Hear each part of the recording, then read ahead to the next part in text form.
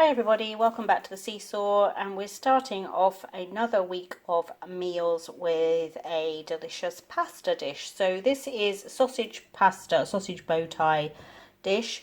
So in the States you can buy something that's called bulk sausage, which is a bit like sausage meat here in the UK, but it tends to be seasoned up a lot more than our sausage meat is. Now I know that at some butchers, like pork butchers, you can get sausage meat seasoned in different ways. So if I was making this in the States, I would buy bulk Italian sausage, which has already got all the Italian seasonings in it. So because I don't have that here, I got a package of just plain pork sausage meat. I seasoned it up with a little bit of salt and pepper, paprika, some dried parsley and some dried mixed Italian herbs, a little pinch of red chili flakes, some garlic powder and onion powder. So I seasoned up the sausage meat before I started working with it. And then I just cooked that in a pan, crumbled it all down with an onion and a little bit of minced garlic, and just let that all cook together until the sausage was completely cooked through and crumbled up like mince. Then to the pan I added 2 cans of chopped tomatoes. If the chopped tomatoes have quite a lot of juice in them, you want to drain a little bit of it out.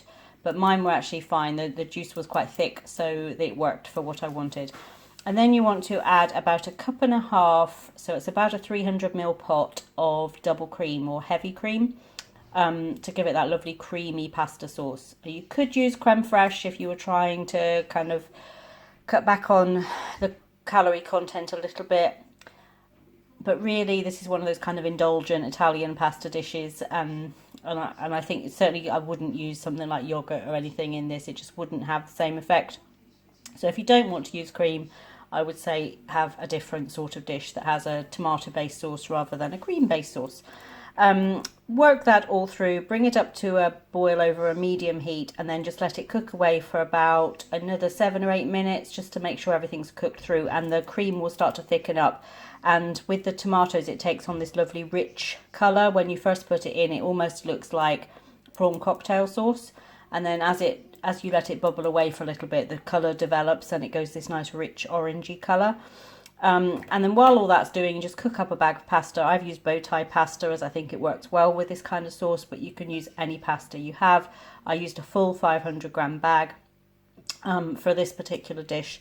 And then just combine the whole lot together. I'll put some Parmesan cheese over the top of this and perhaps a sprinkle of fresh parsley or something like that.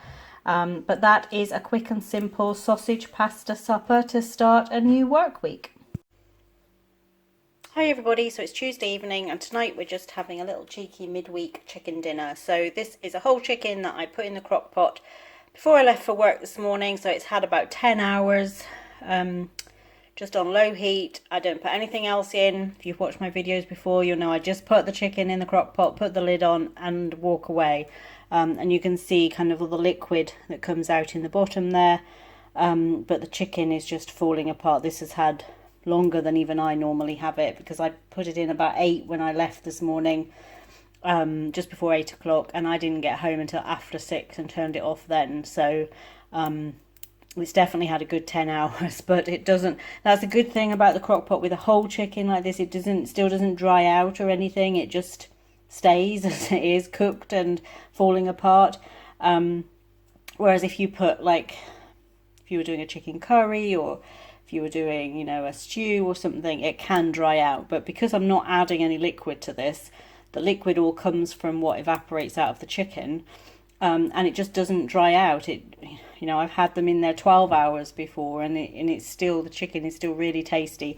When you go over about 9 or 10 hours, you do start to even get a bit, it's not crispy, but a bit of colour on the skin, which you don't normally get with a crock pot chicken. So we've got that. We've got a pot of steamed vegetables. We've got some chicken gravy. We've got some creamy mashed potatoes and some Yorkshire pudding. So that is our little cheeky chicken dinner for a Tuesday night. Caleb's not eating tonight, he's already eaten. It's his birthday tomorrow, so a big day for him. He turns 11, so I'm going to eat this and then get some presents wrapped. Happy birthday to you. Happy birthday to you. Happy birthday, dear Caleb. Happy birthday to you. Woo! out your candles, your 11 candles. Yay, did you make a wish? Yeah. You had a good day? What's been your favourite part of your birthday this year so far? My favourite part of my birthday this year? What do you mean today? Today. My present. Your presents. And my cards. You got nice cards, didn't you? You got some nice presents, you got some money. You had a fun day? Yeah. And you had football practice as well, all on your birthday. So lots of people have wished you a happy birthday on the channel, so what do you say to them? Thank you. Thank you. And now we're 11. Bye. Bye. Hi everybody, so it's Thursday evening. Yesterday was Caleb's birthday. He turned 11. So we had, he had a football practice after, so he had a party at his childminder's house, so had a party tea. And then, or his favourite meal, she always cooks them their favourite meals for their birthdays.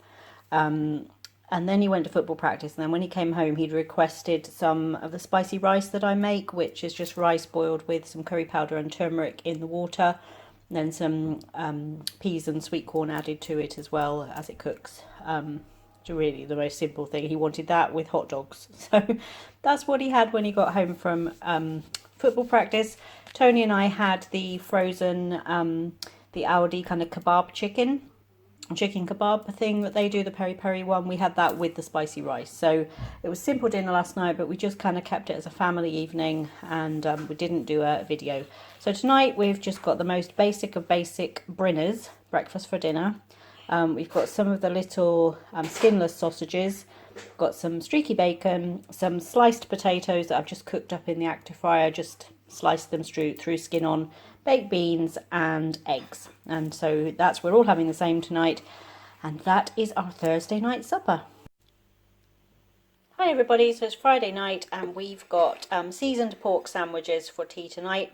So this is a piece of pork loin that I popped in the crock pot this morning in the slow cooker, put it on low. I sprinkled over a tablespoon of fajita seasoning, a teaspoon of garlic powder, and then I used about half a cup, I suppose. It was about half of what was left, half of the bottle of Italian salad dressing, and then a good couple of tablespoons of Worcestershire sauce. So you've got some heat in there from the Worcestershire and the fajita seasoning, and then you've got the Italian seasoning to give it some herbs and a little bit of a vinegary kick. I left that to cook all day, then just shredded up the pork when I got home. We've got that on burger buns with some smoked cheese. This is the Applewood smoked slices. I've got a little bit of corn relish on mine, and then we've got some chips just cooked in the active fryer. So that is our Friday night kind of fastish food, although it's slow cooked. It was quick to put together. Just made the chips really when I got home. So we're off to enjoy this on a Friday night before a weekend of sport, a football match tomorrow morning, and then rugby training on Sunday. So yeah, it's September, sport is back, school is back, all feeling a bit normal. Hi everybody, so it is Saturday night and tonight we're having barbecue chicken with baked macaroni cheese and broccoli. So this is just the Aldi kind of ready marinated barbecue chicken. It's drumsticks and thighs, it had a bourbon barbecue glaze on it. And then the mac and cheese is a traditional kind of potluck style mac and cheese. So you just cook up like half a pack of macaroni, and then you combine 2 small pots of cottage cheese with a couple of really good big handfuls of cheddar cheese, a pot of sour cream, a beaten egg and some salt and pepper. Combine that all together and mix it through with the macaroni. Pop it into a baking dish like this. Sprinkle over the top another handful of cheddar and a bit of paprika, and then you want to bake it at about 180 Celsius for about 35 to 45 minutes until the top goes nice and crispy and the bottom is all cheesy and yummy, so creamy and cheesy. So that is our kind of American style dinner tonight, barbecue chicken with baked mac and cheese and broccoli. Hi everybody, so it is Sunday and we're ending this week of meals with a traditional roast. We've got a roast pork dinner today. So this was a really nice piece of pork loin that had a crackling layer on the top, which came up nice and crispy and cracklingy. So we've got that. We've got steamed, our usual mix of steamed vegetables, some mashed potatoes for a change, and Yorkshire puddings for me and Caleb. And then I've also got some roasted parsnips with mine. I bought a little bag of parsnips yesterday, so I've just used those up. So that is, and then gravy, of course, and we've got some applesauce on the side. So that is our Sunday dinner. Another weekend over, another week of meals over. So thank you for joining us for this week, and we look forward to seeing you back here on the SeeSaw soon.